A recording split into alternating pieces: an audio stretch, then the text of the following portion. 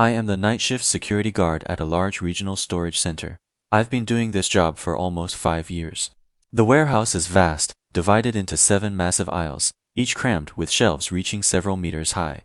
During the day, it's a vortex of noise, the roar of forklift engines, workers' shouts, the dull thuds of colliding goods blending into a symphony of industry. But at night, when the last work light flickers off and the final roll-up door closes, silence takes over. My job is simple. I sit in the monitoring room near the warehouse entrance, watching the screens to prevent any unauthorized entry. On the hour and half hour, I pick up my high-power flashlight and heavy walkie-talkie, venturing into that silent maze for a routine patrol. Then I return here, keeping company with the screens once more. To be honest, I love the solitude of the night. No disturbances, no rush, just me and the dozens of monitor screens keeping each other company. Yet this tranquility was utterly shattered one ordinary night at 3 a.m. I had just finished my half-hour patrol. The air in the warehouse seemed heavier than usual, carrying a chill that seeped into the bones. I returned to the monitoring room, made a cup of coffee, trying to shake off a vague sense of unease. That's when the feed for aisle 7 flickered. It wasn't signal interference or static, but a brief, complete blackout, as if from a voltage dip before it restored. My heart skipped a beat. Once the image cleared, at the far end of the aisle, there was a blurred human figure. Its back was to the camera, motionless. "I'm going to check it out," I said into the walkie-talkie, my voice dry. It was more to reassure myself. At this hour, the nearest colleague was in the guard post at the main gate kilometers away. I picked up the flashlight and stepped back into the unnerving silence. Walking towards aisle 7, the feeling of being watched intensified. I pushed open the aisle 7 door and entered. The beam of my flashlight cut through the darkness, sweeping past the towering shelves on either side, all the way to the far wall. Empty, just like on the screen, there was nothing. Only dust motes dancing in the flashlight beam. I breathed a sigh of relief. Must have been a trick of the eye, maybe image retention from a camera glitch. I turned to leave. Suddenly, the row of old fluorescent lights above my head began to flicker without warning, once, twice, on and off, sputtering with a bzzzt sound, plunging the entire aisle into an eerie rhythm. In the instant the lights flared back on, my peripheral vision caught each right across the aisle, about 10 meters away, in the shadows of the shelves. That blurred back was there again. It stood there, back turned, exactly like in the monitor feed. "Who's there?" I shouted sharply, my voice echoing through the empty space. No response. The figure remained motionless, like a frozen statue. Suppressing my pounding heart, I focused the flashlight beam directly on it. The bright light hid its form, but seemed to be swallowed by the darkness, unable to illuminate any details, only outlining a vague, shadowy silhouette. "Speak, who are you? How did you get in?" I yelled again, my voice trembling audibly. Still, dead silence. Only the fluorescent lights above me flickered stubbornly, on and off, making the figure waver between existence and nothingness. Fear, like a vine, twisted around my heart. I instinctively took a step back. As I stepped back, the figure, it moved too. It didn't turn around, but stepped backward. The movement was stiff, yet it precisely closed the distance between us. My scalp crawled. I took 2 more steps back. The figure also took 2 steps backward. Closer still. I could even feel a wave of icy, musty air spreading from its direction. It wasn't solid, or rather, it didn't move in a normal way. "Stay back," I almost shrieked, whirling around to sprint for the door I came through. But the door, which I had specifically left open after pushing it, was now tightly shut. I frantically slammed against it, yanked the handle. The metal handle was freezing cold, but the door didn't budge, as if welded to the wall. Desperation seized me. I spun my head back. The figure was right behind me. It was almost pressed against my back. I could even smell the odor emanating from it, a mix of old paper and dust. It still had its back to me, that silent posture more suffocating than any menacing face. Under the violently flickering lights, I saw in horror that where the back of its head should have been wasn't hair. It was a patch of smooth, mask-like skin. It hadn't been facing away from me. It had been facing me with its front all along. What I had mistaken for hair hanging down its back was dry, tangled long hair covering its face. As the lights flared on again with a series of intense flickers, that covering hair seemed blown by an invisible wind, parting to the sides, revealing the face beneath. My face. Deathly pale, bloodless, with deeply sunken eye sockets, the pupils to pure black voids. But the contours of that face, the eyebrows, the nose, the mouth, it was unmistakably me. It looked at me through the gaps in the hanging hair. Then the mouth identical to mine began to move. its corners pulling upward with excruciating slowness and stiffness, stretching into a vast, grotesquely contorted smile. The corners of the mouth almost reached its ears, revealing a dark, hollow cavity inside. It wasn't a human smile. It was the entrance to an abyss. Utter terror pierced through the crown of my head like an ice pick.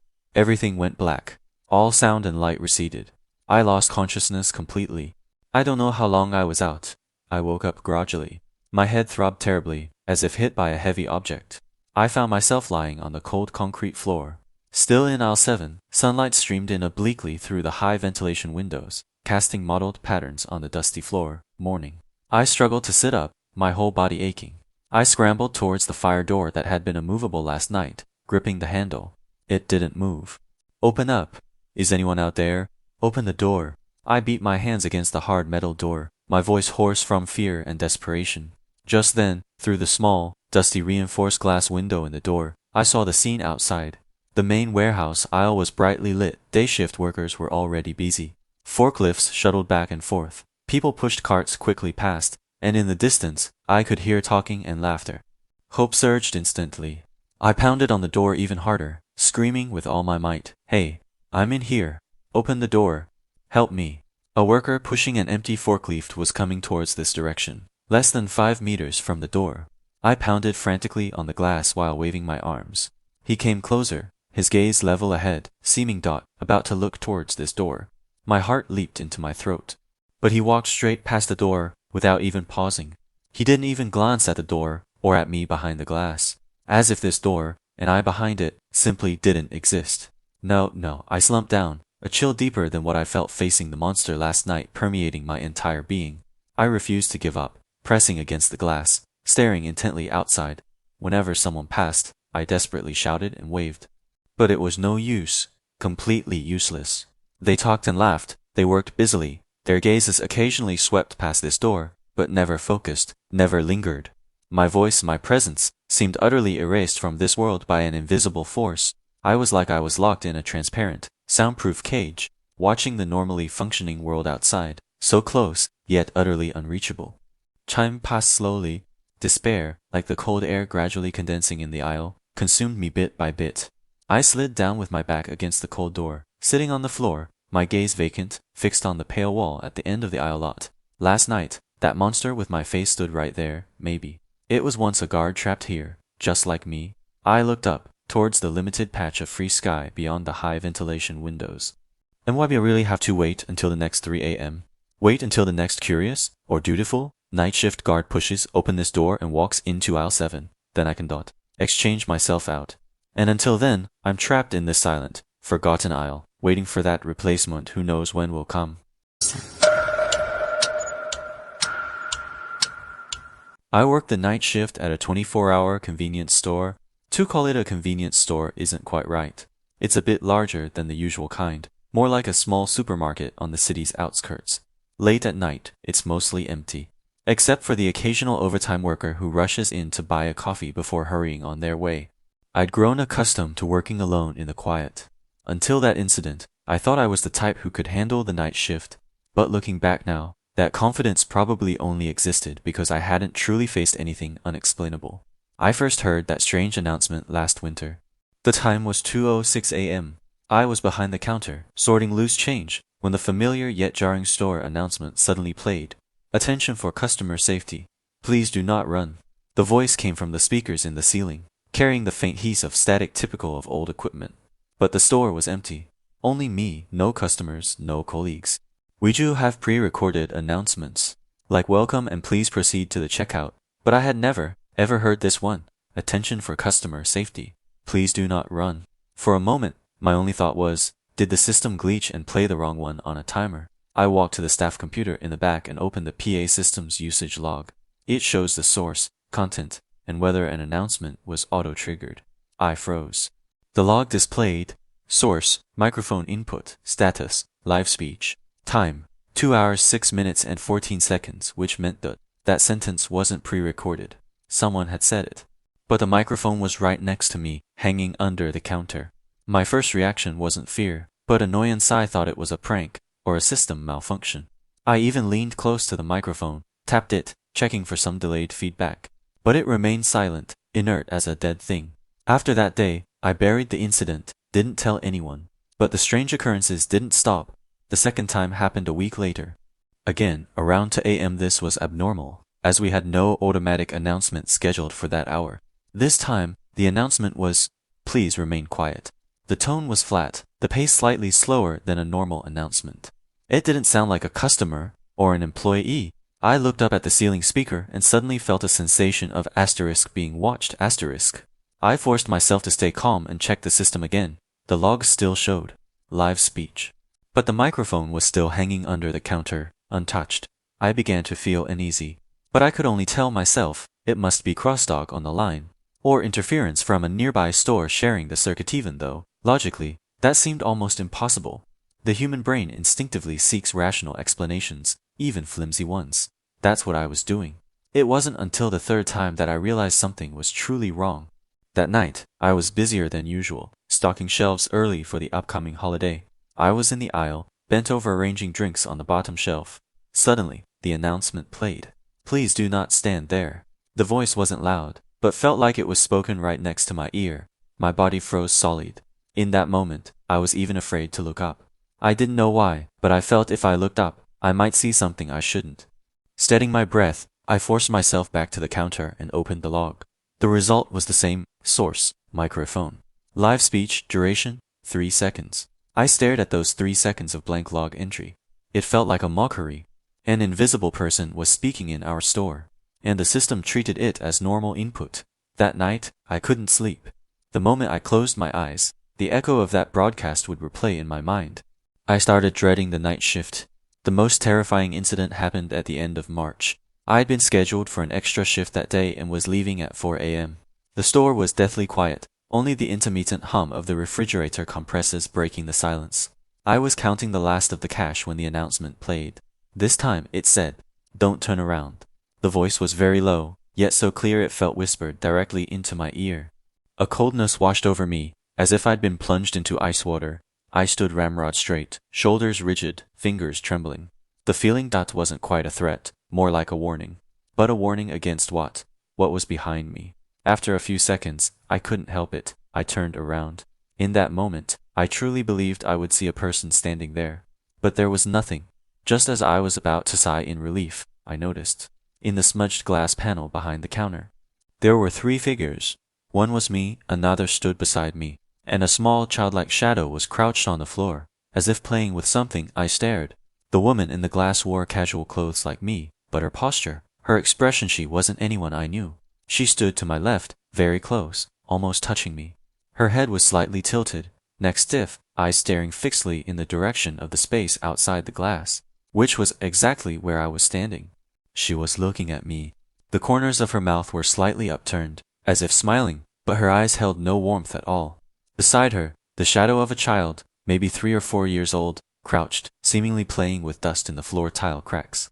The movements were slow, mechanical, completely unnatural for a child. I stared at their reflections, my whole body shaking with cold, because in reality, the space around me was empty. Yet the image in the glass was clear. The woman's right hand was resting on the microphone. My throat went dry. Had she been next to the microphone all along? Was she the speaker for all those previous announcements? I didn't dare move. I could only watch her. Just then she began to slowly, very slowly, raise her head, as if wanting to meet my gaze within the glass. My feet felt nailed to the floor, yet my body screamed to retreat. Before I could act, the child's shadow suddenly froze, as if paused then. Both of them looked at me simultaneously. Not a slow turn, but an instant shift in direction. Every movement unnatural, like a broken video player. I couldn't help it. I took a step back, my heel hitting the counter. The figures in the glass remained standing there, holding their unnatural poses, watching me. I bolted out of the store, didn't even turn off the lights. I ran over 30 meters before daring to look back. The convenience store lights were still on, but my reflection was clear on the glass door. Only me. I handed in my resignation the next day. Before leaving, I did something I probably shouldn't have. I opened the broadcast system log one last time. 4 a.m. sharp. Don't turn around. Source, microphone, live speech. And the input device showed. Front counter microphone. Distance from operator, 0.0 meters. The operator referred to me, which meant the system detected that the source of the "don't turn around" voice was from a position almost touching my body. As if that woman was standing right beside me, leaning into the microphone, speaking those cold words directly into my ear. Don't turn around. After I left that store, I often had a recurring dream. In the dream, I'm standing at the counter. The ceiling speaker suddenly plays. Attention for customer safety. Please do not run. Then I look at that glass panel. The woman appears in the glass, her hand resting lightly on the microphone. The child crouched at her feet. She stares at me, outside the mirror, the corners of her mouth slowly rising. Then she leans into the microphone and whispers softly, "Don't turn around." But in the dream, every time, I can't help but turn around. I'm in my 5th year working the night shift as a nurse. To be honest, for most people, the at 3 a.m. is no different from hell. Empty corridors, the smell of disinfectant, the hum of fluorescent lights, the rhythmic beeping of heart monitors. It all makes you unsure if you're awake or trapped in some compressed dream. But that night was different. 3 a.m., the time when your body clock is at its weakest. The corridor lights flickered unsteadily. The air carried the sharp scent of disinfectant. I held my clipboard, walking routinely past the row of patient beds. The 5 patients were all deep asleep, the monitors displaying flickering numbers and emitting their regular beeps. By all accounts, it should have been just one of countless ordinary night shifts. But that night, a strange, unshakable feeling had followed me since I stepped into the emergency hall. I kept feeling like something was watching me. I stopped by the 5th bed, recording the patient's blood pressure. Just as I looked up, my peripheral vision caught movement in the area immediately next to the 5th bed where a spare, empty bed was always kept. The partition curtain beside it shuddered without warning. It wasn't a gentle sway from a draft, but a sharp, violent twitch, as if yanked hard. Every muscle in my body tensed instantly. A chill showed up my spine. The surrounding air seemed to drop several degrees abruptly. I held my breath, spun my head around sharply, my eyes scanning the entire area. The patients in the other beds remained in their positions. The monitor beeps continued their steady rhythm. The phone at the distant nurse's station was silent. Must be the wind, I tried to convince myself, my voice so dry it was almost inaudible. But reason told me the windows and doors were sealed shut. No strong draft was possible. I took a deep breath, forced myself towards the area, and reached out, yanking the dark blue curtain aside with a swish. Behind it, nothing, the sheets were smooth, without a single crease. But the feeling of being watched didn't fade, it intensified. I whipped my head around. Behind me, only the empty corridor and flickering lights. I spent the rest of that night in a state of constant looking over my shoulder and nervous glances. After my shift, I went straight to check the surveillance footage. The recording showed me, standing alone by the empty bed at that exact time. The curtain indeed showed an unnatural movement, but in the frame, aside from me, there was nothing. The next day, when I entered the I was filled with unprecedented anxiety. The lights seemed to flicker even more frequently than before. The beeping of the heart monitors, whether imagined or not, felt half a beat slower than usual. I deliberately avoided looking towards the 6th bed, pushing the medicine cart, trying to focus on my work. But my peripheral vision kept drifting uncontrollably towards that area. Finally, after changing a patient's dressing, I almost masochistically forced my gaze back there. In the dim, interwoven light and shadow, I saw it. A vague, gaunt figure, wraith-like and semi-transparent, as if made of smoke and shadow. It sat perfectly still on the edge of the 6th bed, its posture rigid, like a mannequin placed incorrectly. No sound, no movement, barely any sense of physical presence. But one thing was clear, where its face should have been. Blurred, there were 2 hollow, pitch-black points, fixed directly, lifelessly, on me. In that moment, my blood seemed to freeze solid. My breath stopped. My fingers locked onto the cold metal handle of the medicine cart, unable even to tremble slightly. I wanted to scream, to make any sound to shatter the terrifying silence. But my throat felt choked by an invisible hand, not even a whisper escaping. My mind went blank, with only the image of those hollow eyes expanding infinitely in my mind. I don't know how long passed. The form vanished as abruptly as it had appeared, swallowed by the silence. The bed was empty again. I practically staggered to the nurse's station, my pale face startling my colleague. We pulled up the footage again. Same result the screen showed me, standing like a statue by the empty bed. Eyes wide with terror, lips moving slightly as if muttering to myself. And the edge of the bed. Empty. A tightness gripped my chest, making each breath ache dully. My hands started shaking uncontrollably. The air seemed to retain a cold, oppressive weight, like a giant rock on my chest, making every inhalation a struggle. I knew it wasn't a hallucination. For the next several nights, the feeling of being watched never left me. The lights flickered more erratically, sometimes staying off for several seconds at a time, leaving behind devouring darkness. The wind outside moaned against the windows. The hum of the air conditioning grew increasingly shrill, tormenting my already frayed nerves. One night, I was beside the nurse's station, organizing the medicine cart, checking the inventory list. My intense focus temporarily masked the discomfort at my back, until an icy breath pressed suddenly against my spine. Then the skin on the back of my neck felt a distinct sensation, like fingertips brushing past. Every hair on my body stood on end. I froze completely, my breath catching instinctively. In the dead silence, I seemed to hear an extremely faint, whisper-like sound close, yet too fuzzy to discern any syllables.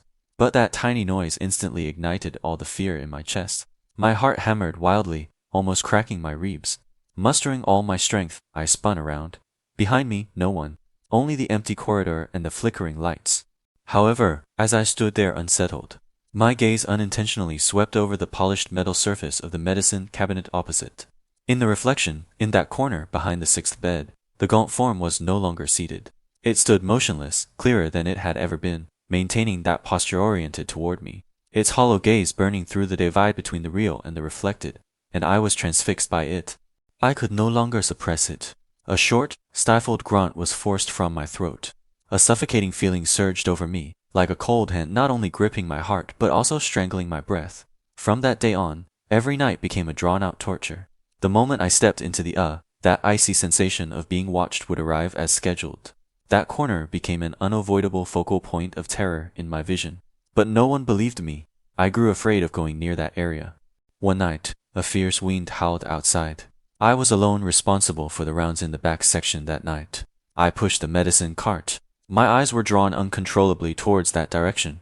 The sixth bed remained silently in place, its dark blue curtain half open. Then it appeared. The figure emerged slowly and clearly from behind the half-drawn curtain. More real than any time before, though still gaunt. It was no longer completely transparent, but showed a sickly, deathly pallor. It just stood there quietly, posture stiff, as if it had been standing there for centuries. The face remained blurred, save for those hollow eyes, like to bottomless black holes, piercing through the flickering light, locked firmly onto me. I felt myself break completely. My body stiffened like a rock, my hands shaking violently beyond control. The edges of my vision began to darken, the dreadful outline of it growing ever sharper against the encroaching blackness. Finally, I could no longer hold on. My body went limp, sliding down the cold wall to collapse. In that moment, I understood with absolute clarity it would not leave. Whether the first saw it or not, whether I believed it or not. In this hospital, in every silent night shift, it was there, forever. The next day, I placed a letter of resignation on the head nurse's desk. When I left the hospital, I didn't look back at the white building. I know that bed remains empty, but in some dimension, it never was. The night shift in the never truly belongs to the leaving.